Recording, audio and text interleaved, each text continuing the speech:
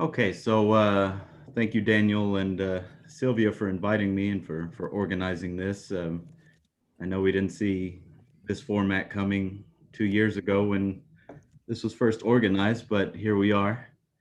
Um, so let me just take a minute to say that. So what my goal is here is to kind of introduce um, a recent model that I proposed that I think has some close connection with experience and also has some interesting mathematical properties. But this talk won't be too technical. I mean, it's 30 minutes, so there's only so much one can say in 30 minutes.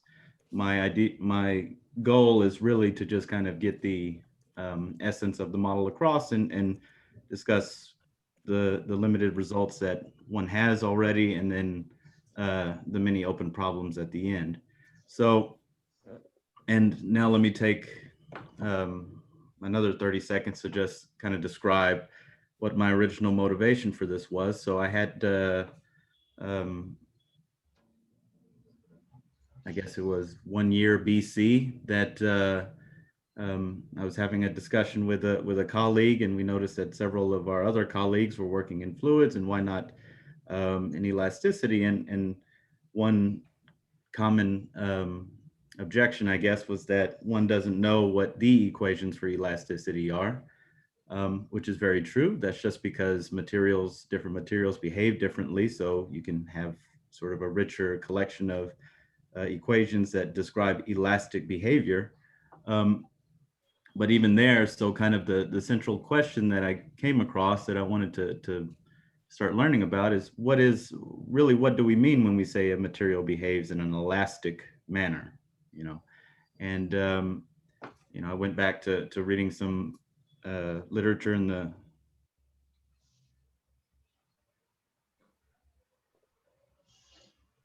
and so I went. Can y'all hear me okay now? I don't know for some reason. Okay. Yes, we can. Yeah. Okay.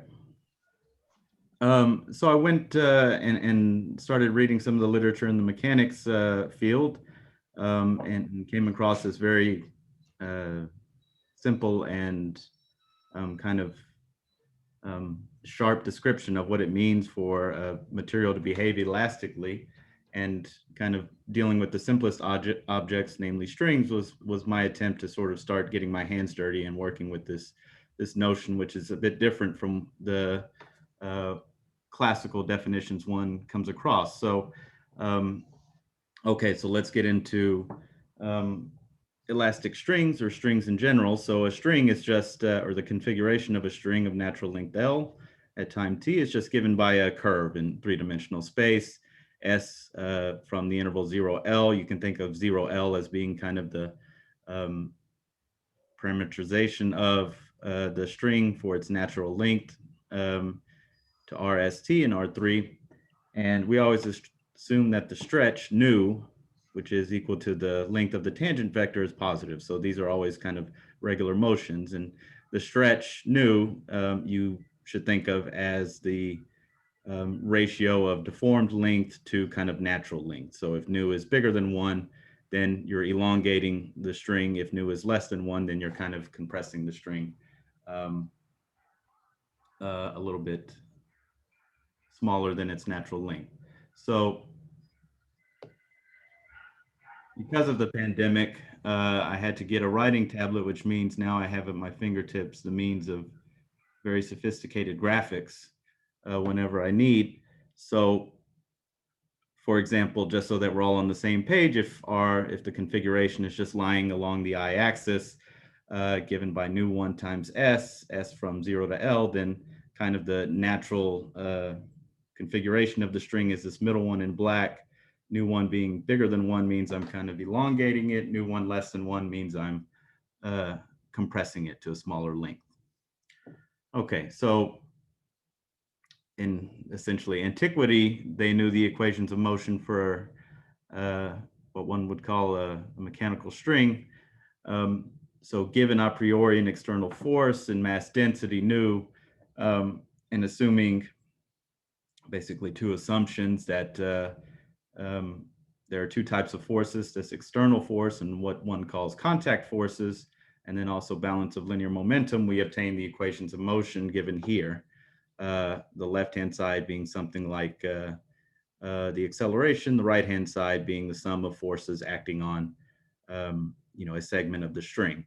And here, what kind of singles out strings or flexible strings is that this contact force N, so this addition to kind of regular external force that the string exerts on itself takes this special form where it's just a scalar N times the unit tangent vector to the curve. So one segment of the curve is always kind of pushing along another segment in a tangential direction to that segment, okay? And this this function N we refer to as the tension. Now, we have too many unknowns and too few equations. We have three equations since R and N and F are three-dimensional vectors, and we have four unknowns, R, the three entries for R, and then also the function N. So to close things, we have to choose a relation between N and the stretch. And now why between N and not, the first coordinate of R? This is has to do with being Galilean invariant. So kind of these two quantities or variables being related is what's kind of most consistent with Galilean invariance. So two typical constitutive relations you find, so to close the relations, is that the tension N is a function of the stretch, just an increasing function of the stretch, with kind of no zero tension being associated to natural length, so that's N hat of 1 equals 0. It taking kind of infinite compressive force to kind of shrink the string down to 0. That's this N hat of 0 plus being minus infinity. And then N hat of infinity, meaning I have to apply infinite tensile force to stretch the string to kind of an infinite length. And then inextensible just means that the stretch is constant regardless of the motion. And then N is now a new kind of undetermined thing. So if you work in fluids, incompressible fluids, this is kind of the analog of that for strings. Okay, so for incompressible fluids, the pressure is undetermined. In inextensible strings, the stretch or the tension is undetermined. And again, sophisticated graphic, an extensible kind of the relationship between N and nu. For an extensible one should look something like this on the left. And for inextensible one, well, this is for at least the stretch being 1 for the entire motion, regardless of the motion, it looks like that. Okay.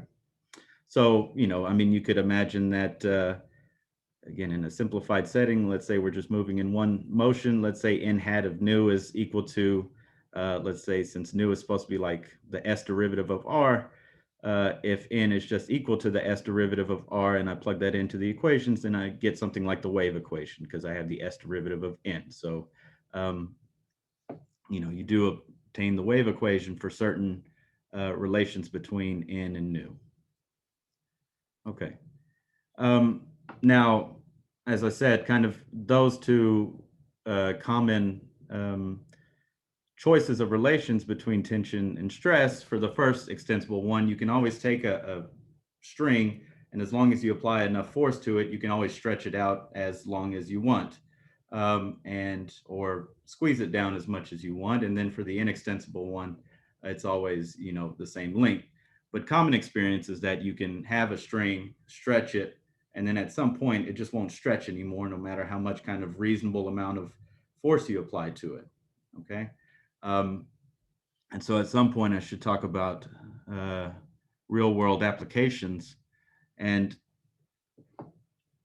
if you've ever taken a tooth out with a family member, you take a string, attach it to a doorknob and yank out the tooth, because eventually that string becomes inextensible and snaps out the tooth.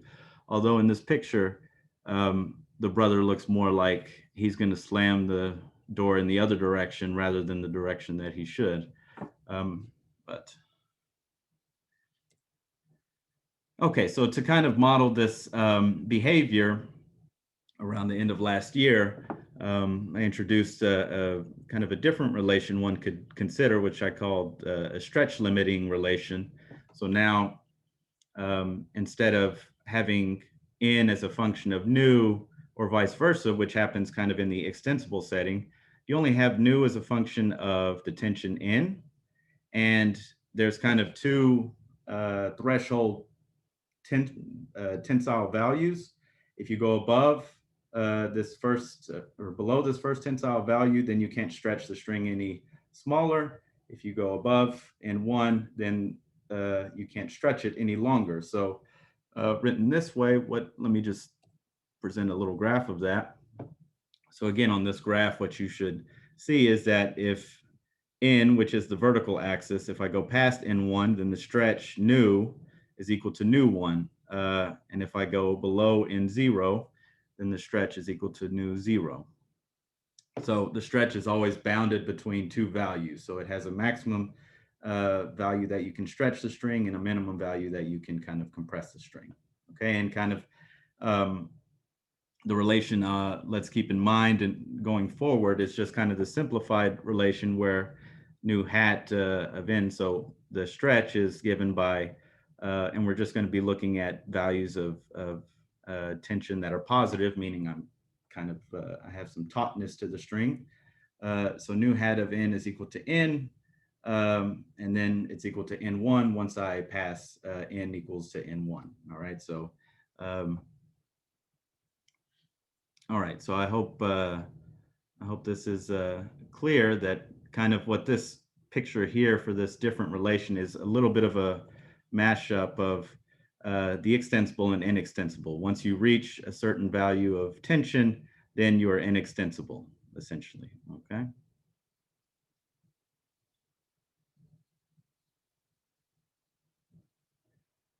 Okay, so so since a stretch limited string has bounded, oops, sorry about that. So since a stretch limited string has bounded strain, which is defined as to be the difference of the stretch to one, its natural, or the stretch corresponding to its natural length, one says the model is strain limiting. And these kind of models have popped up in the mechanics literature to model electro and magnetoelastic bodies, cracks and fracture in brittle materials, and in the modeling of gum metal. Now, a lot of these, the mathematical problems associated to these models have mainly been considered in what's in the kind of stationary setting and a little bit of the viscoelastic setting, but none of these have been applied to a time-dependent problem for what one would call an elastic model. So I haven't really said in what sense is this model elastic, or what was this kind of magic notion of elasticity that I had mentioned at the beginning of this talk. And so this is the kind of what one would say is, and that's a typo behavior there. You always notice those when you're giving the talk, never in the 100th time that you're reviewing the talk.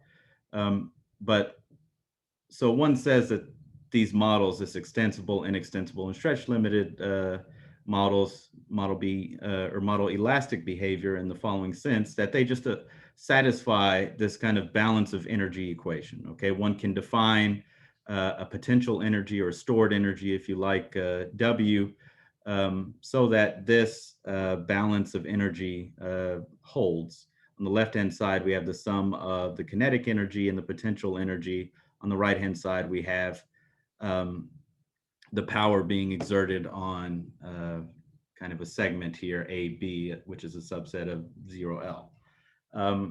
And, you know, we say a model is elastic if this relation holds, as long as the motion is suitably regular, meaning, let's say the S and T derivatives of R are continuous, and then also the tension is continuous. And now, so if you go down and look at the stored energy in the case of an extensible string, it's given by simply the antiderivative of the function of that the tension is expressed as a function of the stretch, 0 in the inextensible case.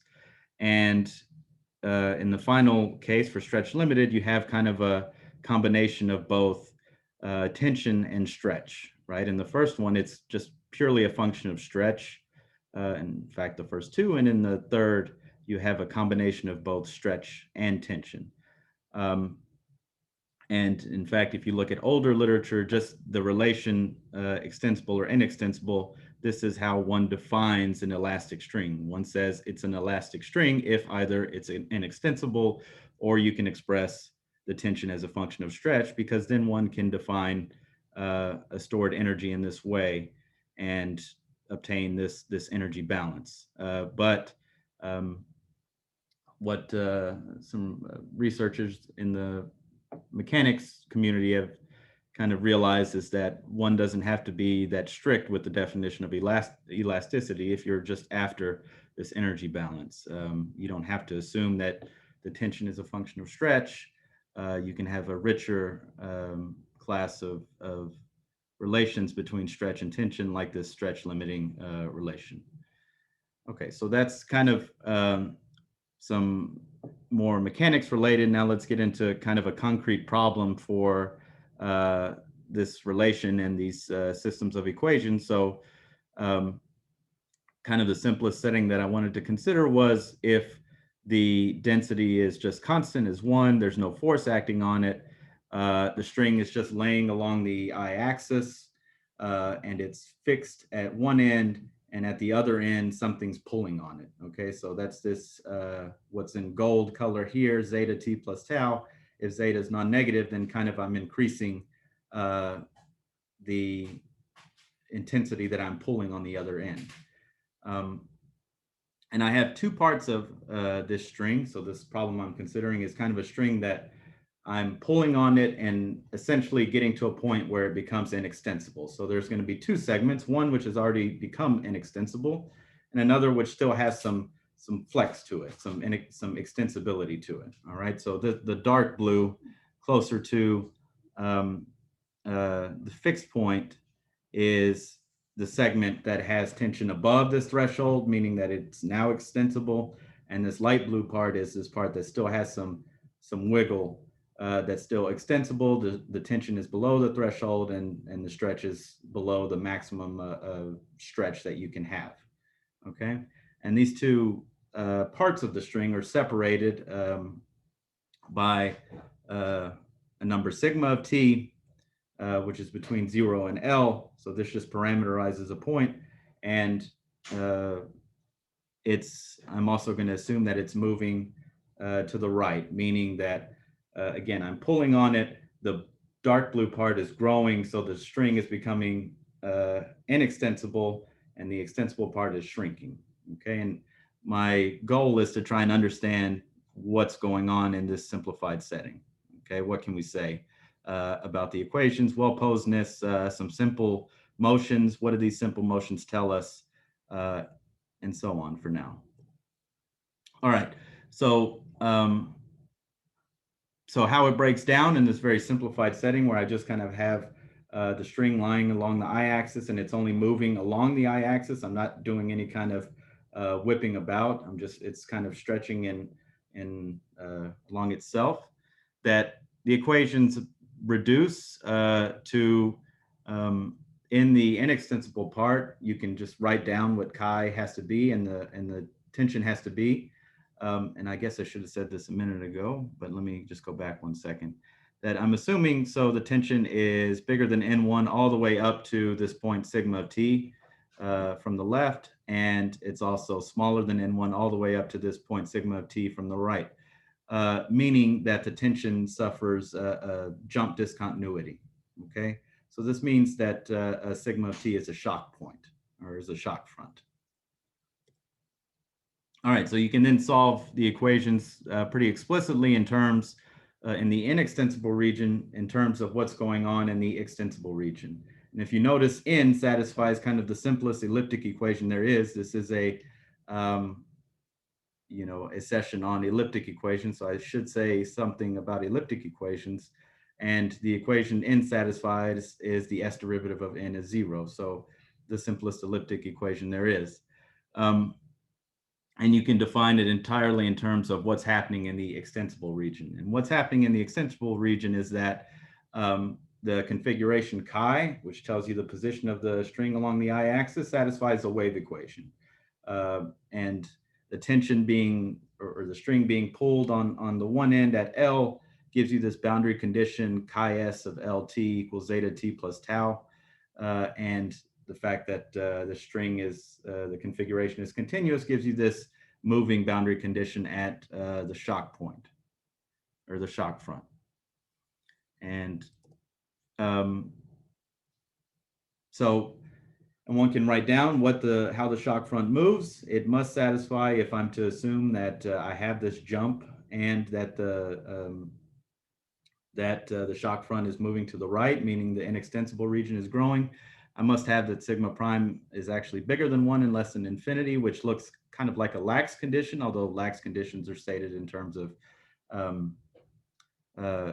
kind of classical conservation laws, and sigma prime is given by this ODE here, which in terms of the solution, in terms of the configuration chi evaluated at the shock front from the right. And so, such a solution, piecewise C2 and a C2 shock front as well, we call a classical shock solution to the equations of motion if it satisfies what I've written on this slide. Okay, so I have about 5 minutes. So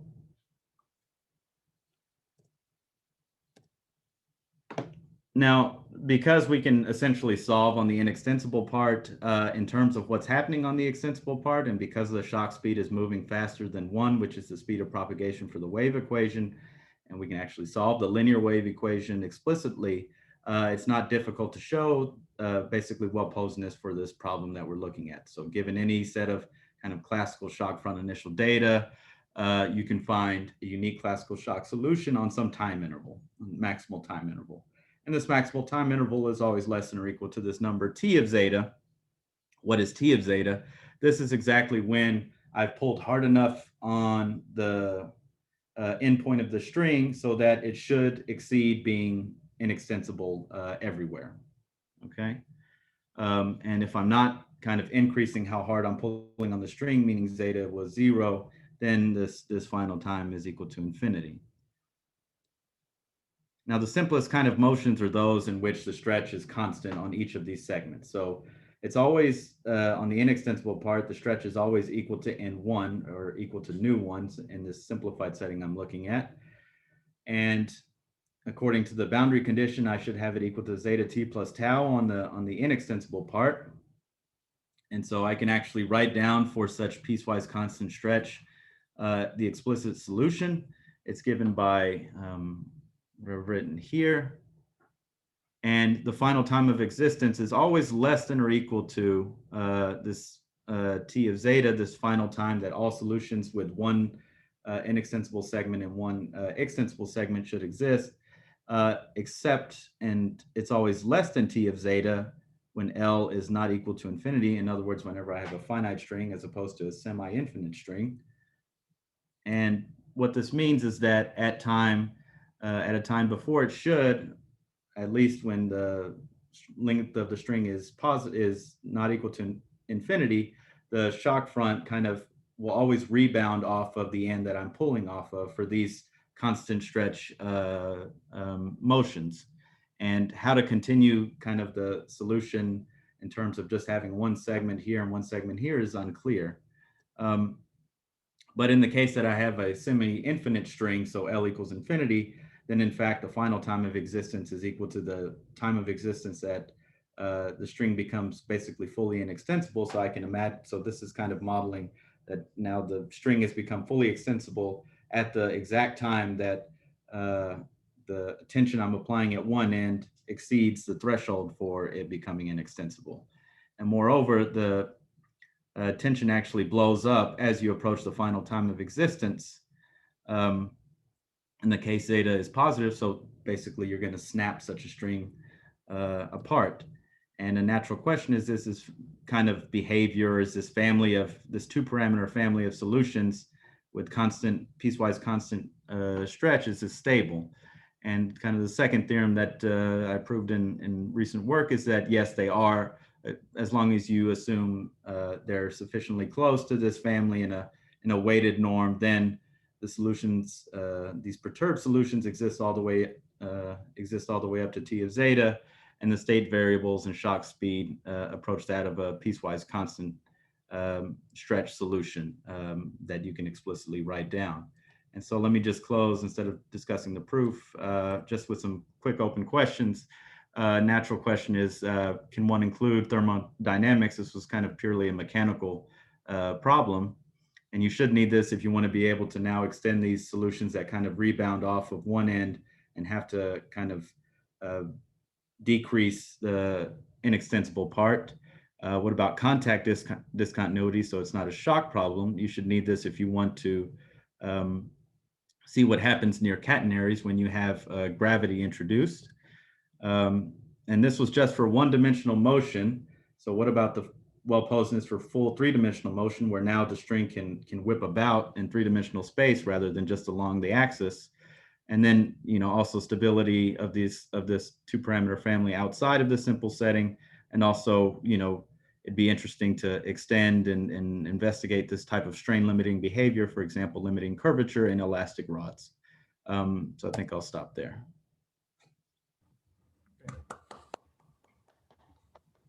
Thanks a lot, Casey.